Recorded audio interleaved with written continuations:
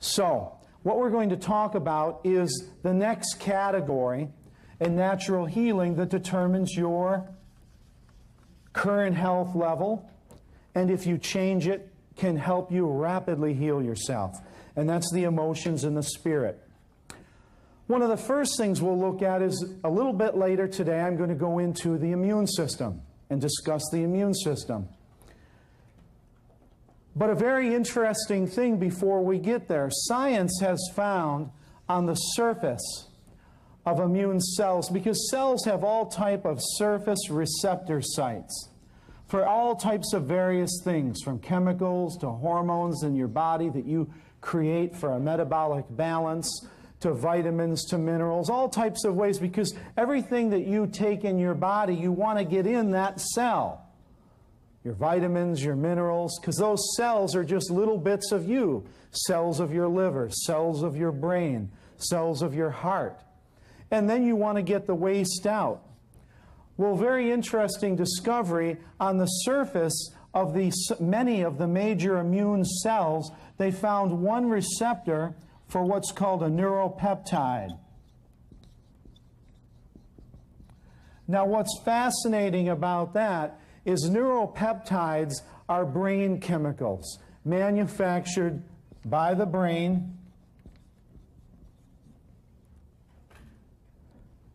in response to your thoughts. So you know that feeling you get when you go, I'm in love?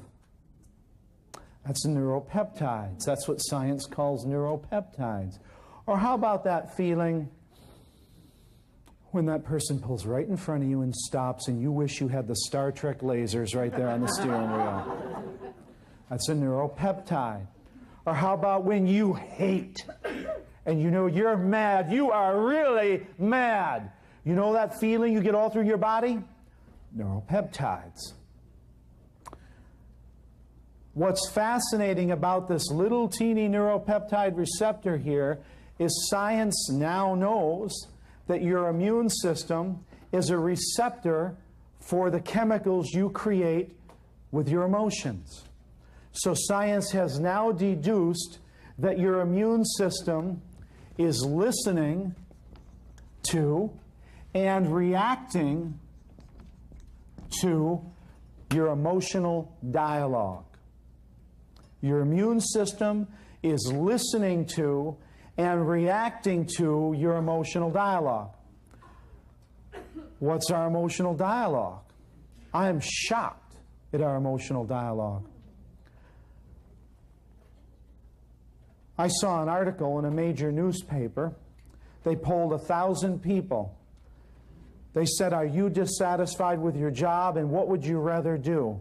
All 1,000 responses, 100%, were dissatisfied with their job, and they all wanted to be doing something else.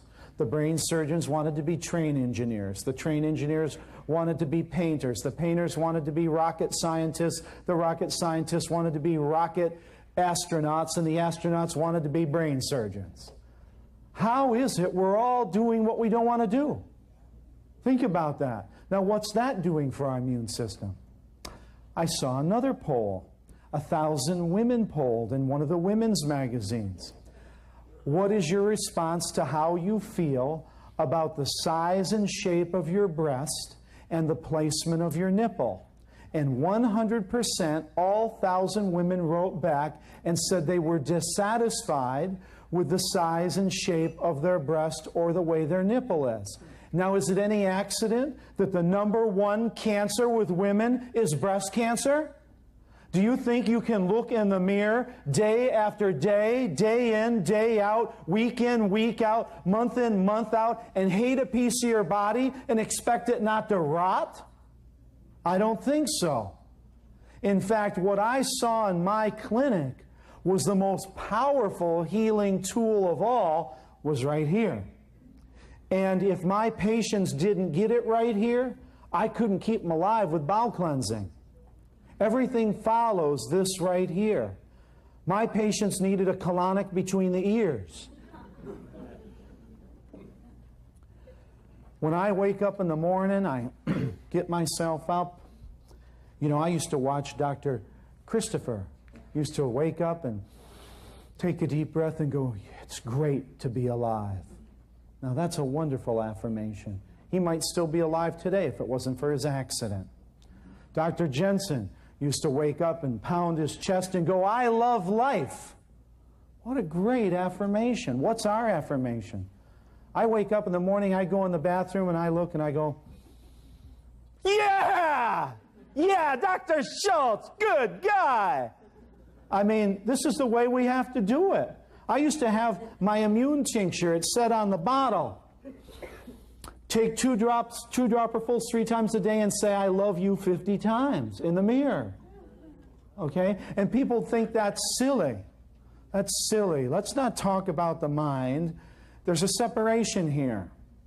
It's the physical body, and then it's psychiatry. And they're not connected.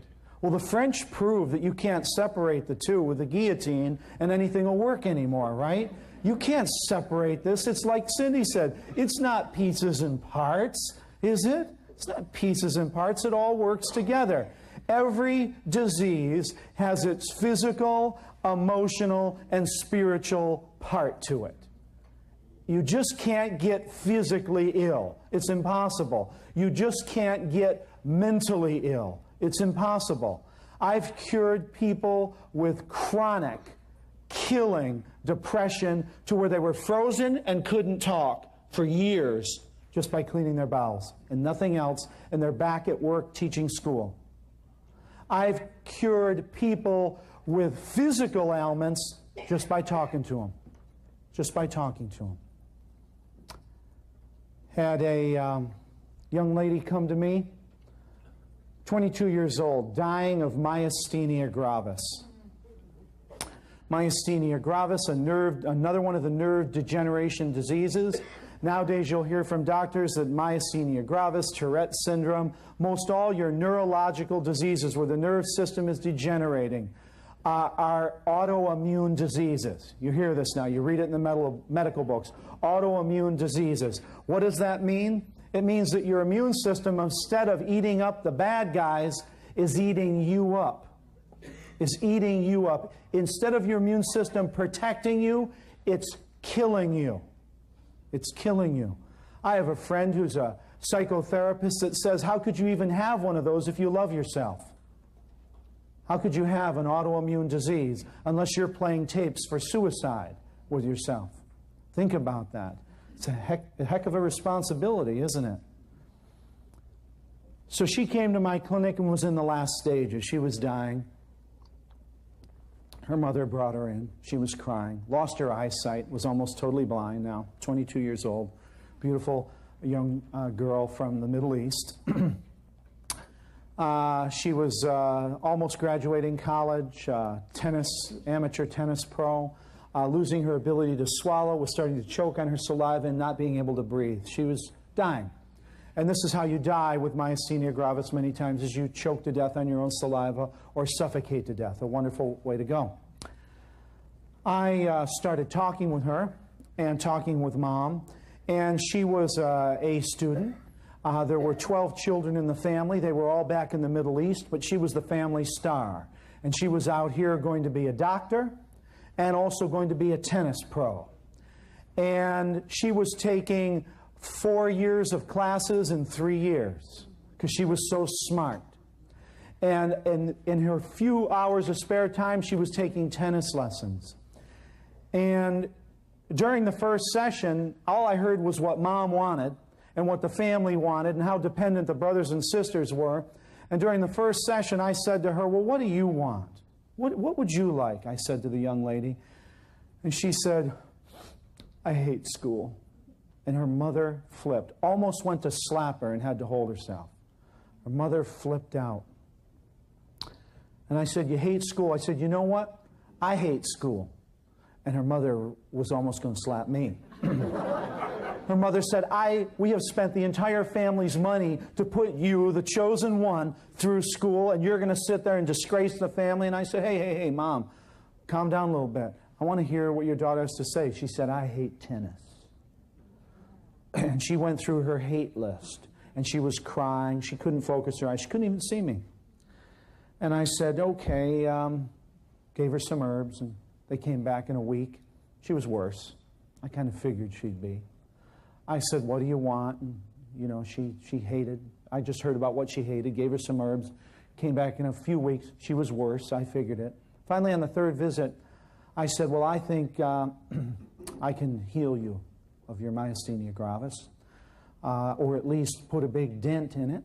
You got a lot of work to do here with us. And I said, what do you want? And she goes, I just want to go back to Saudi Arabia. I want to go back to Saudi Arabia and live with my family and live a simple life. I hate school, I hate tennis. And I said, great. I said, I want you to go back to Saudi Arabia.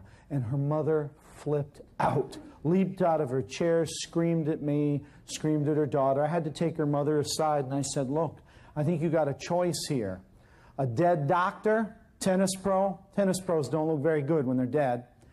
Or a live daughter in Saudi Arabia. She said, okay,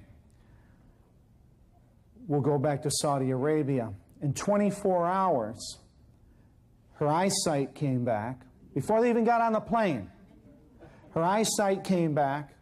And I mean, she was on prescription glasses to the point where they were this thick, and she still couldn't focus. They took her on a holiday. They thought a good place to take someone on a holiday with a nervous disorder was Las Vegas. I said, what was it like? She goes, I don't know. It was just a blur of lights. That's the place you want to go with a nervous disorder, isn't it? Inside the ball of electricity and noise. Okay. Bad choice. I could have picked somewhere else. New York City. They got on the plane to Saudi Arabia, and the day after they landed, she didn't have a trace of that disease and hasn't since. Now, myasthenia gravis is a very serious physiological autoimmune disease. But that just goes to show you that you never know exactly where the key is to your healing, and that's why the Dr. Schulze Broad Spectrum Program. I've had hundreds of doctors come up to me and say, you know, Dr. Schulze, all your research is useless. And I said, why is that? And they said, because you don't know which one of these keys or ingredients it was that healed the patient. And I said, I don't care. God.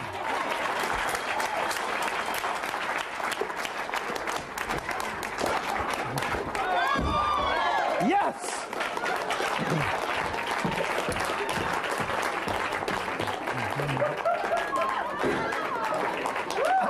Yes. Thank you. Made a little mess. I don't care. What's the focus? Help people get well. We're not doing some research project here, are we? No. I could tell you 100 stories about the change people made here, and it healed them here, here, and here, and another 100 stories about the changes people made here, here, and here, and it healed this. It's all one unit, right? Yes.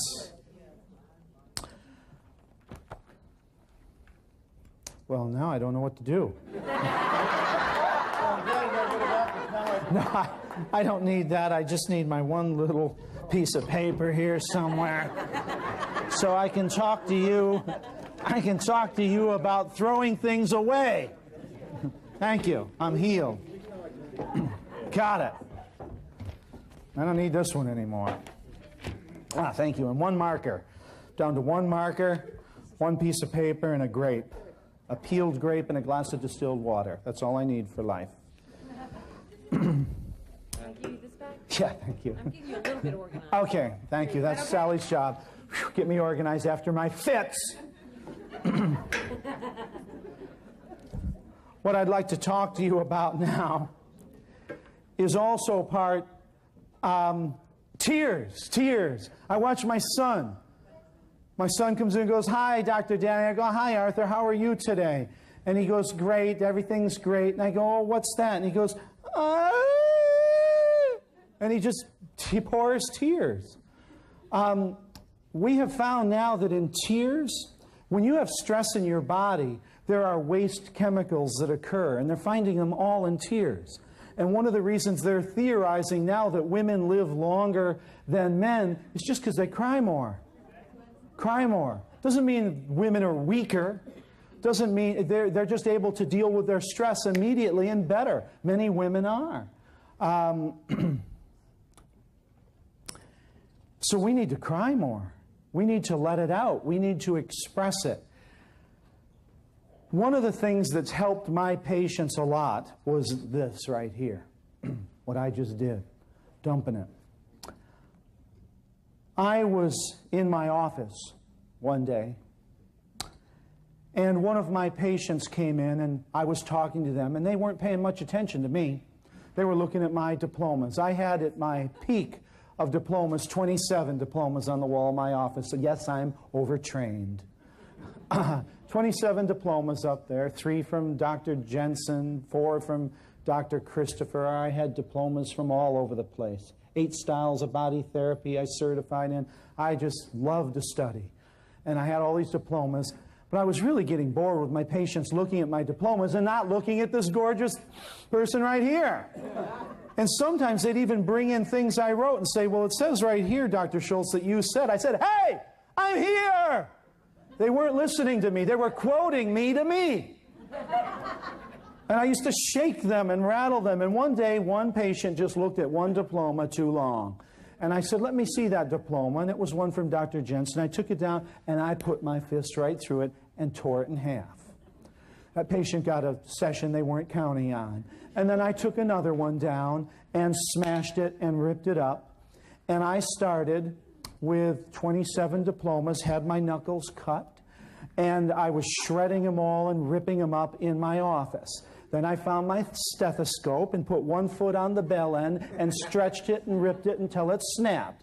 Then I got my sphygmomanometer, who would name something that way anyway, and tore up my blood pressure cuff.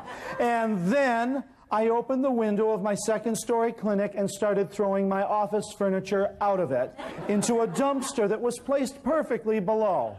Finally, I looked, and there was my library, 3,000 books on natural healing. Never got me well, but the reason I was keeping them is because I thought it was very impressive that I had 3,000 books on natural healing, even though I knew it was all a bunch of lies. And I started taking those books by the handful, and I emptied them out the window. This process took me 3 to 4 hours, and I was throwing this stuff out all over outside, what I called my first time of trashing. I threw everything out except one table lamp, and all there was left in my office was one little table lamp sitting on the floor because I threw my table out.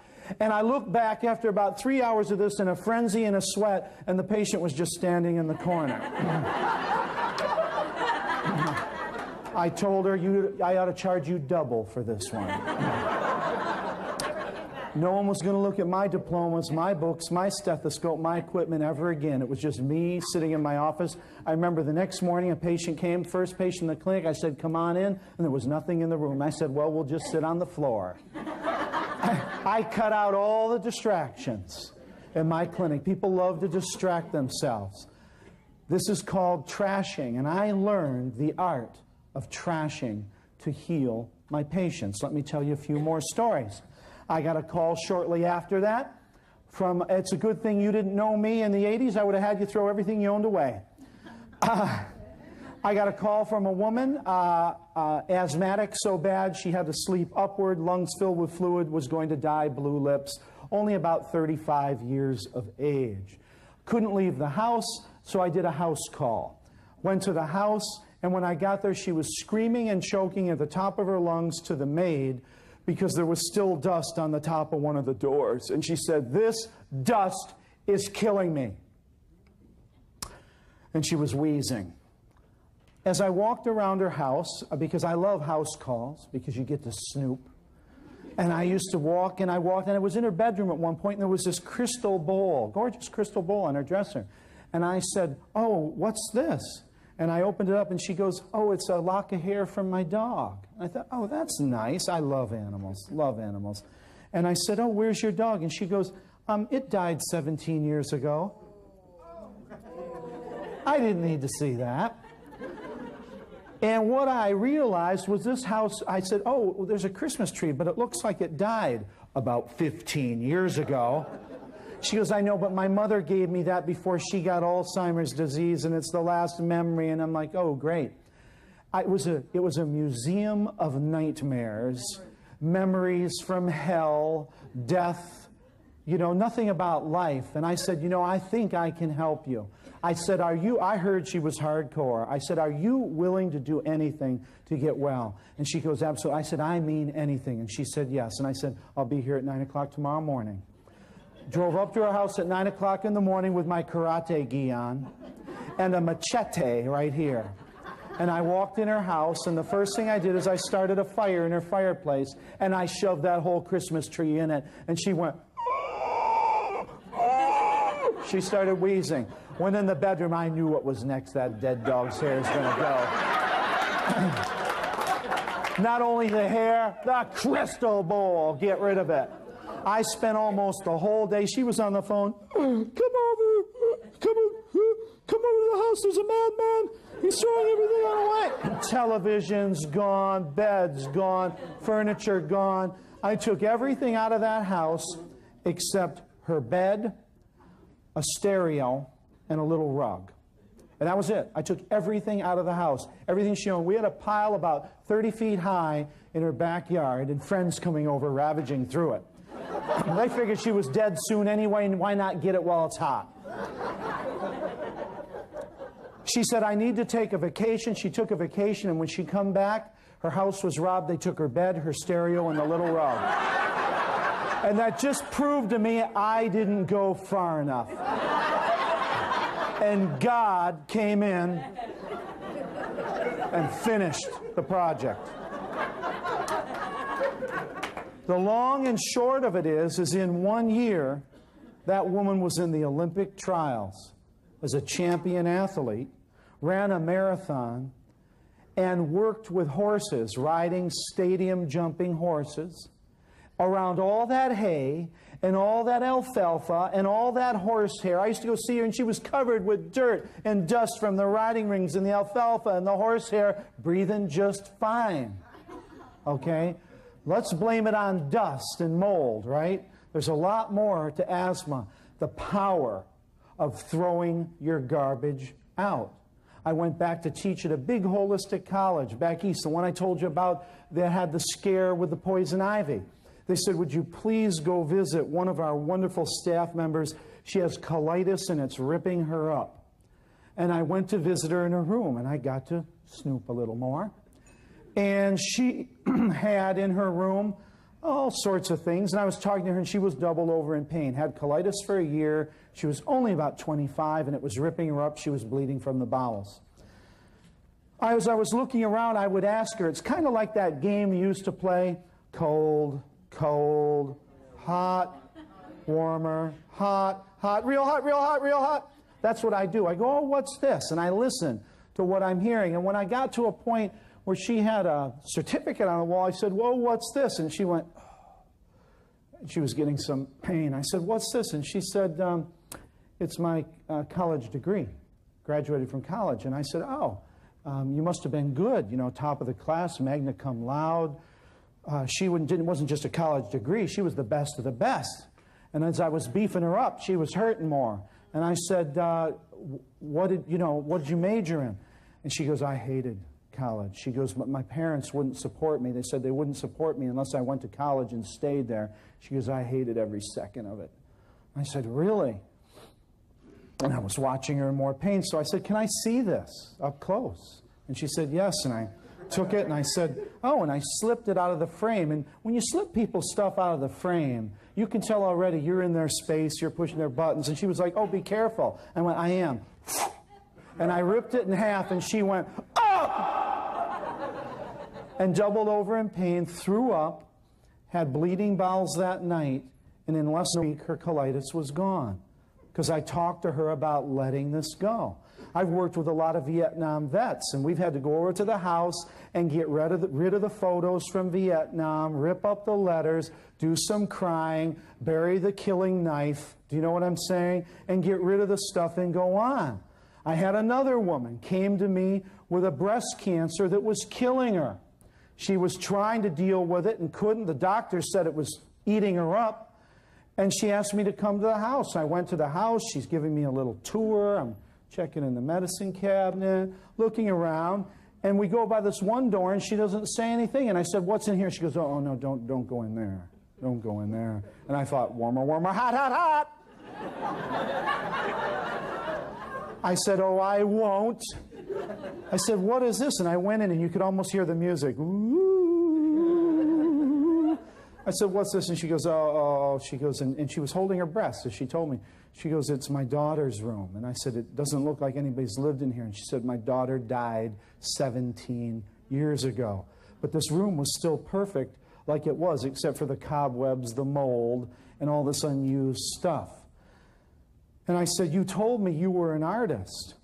And she said, I am. And I said, well, I think I can help you with your breast cancer, but part of the work's going to be is just getting everything out of this room and getting rid of it. And she goes, well, I could keep some. I said, no. I said, I think we just have to throw it out, even smash some of it. Giving it away sometimes isn't good enough. Selling it in a garage sale, putting it in the garage, sometimes you got to just tip it over. Right now, I had it with all this stuff on the stage. I didn't want it anymore, so we tip it over.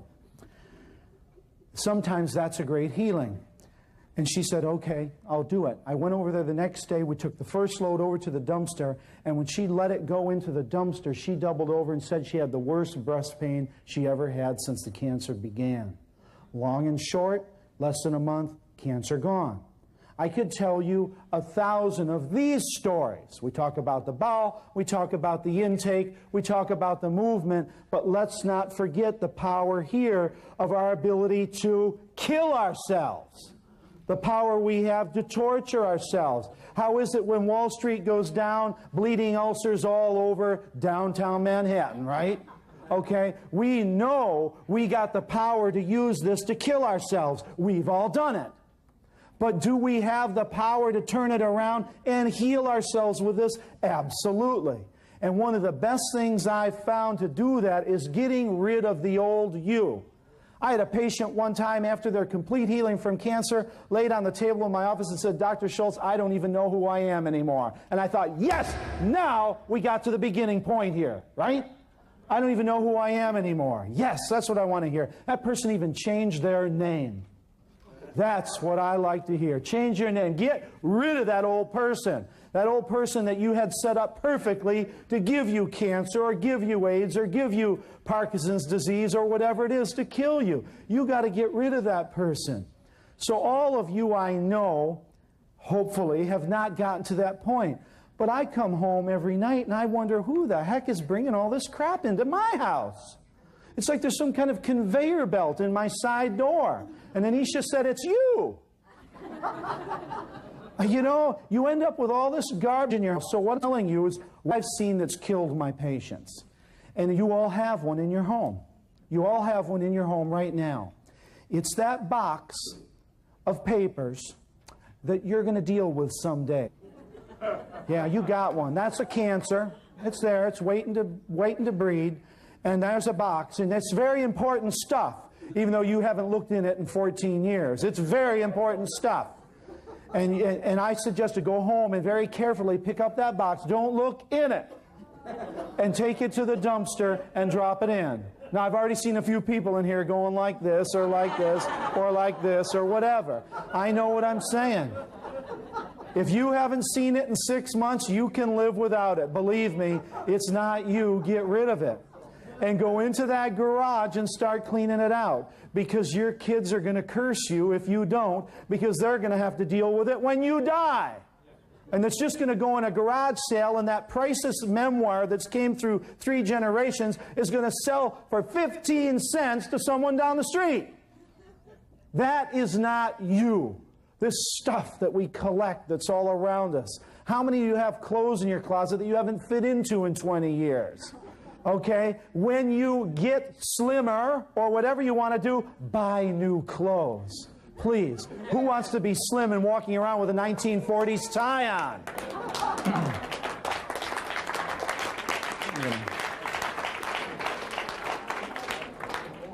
I cannot, thank you. I cannot overemphasize the power of this. I can't overemphasize it. Many people think, well, On a physiological level, I just don't understand how that box could have caused my liver abscess. I don't know either. I just know it does. I just saw it too many times. You would not believe the cleansing you get from dropping that box or getting rid of that old chair or throwing out that rug or dumping all your stuff. I have yet to find an herb or a juice that's that powerful. I asked Dr. Jensen, what is the most alkalinizing? We were studying alkalizing fruits and vegetables. What is the most purifying, cleansing, and detoxifying thing you know to heal the body? And I thought, I'm going to get it now. And he looked at me and he said, love. See how we have to sometimes think in a different way? It wasn't going to be an herb or a food. So this is just as important as the bowel cleansing, just as important as the food program, just as important as the exercise, because you do all of that with a bad attitude and you might not get well.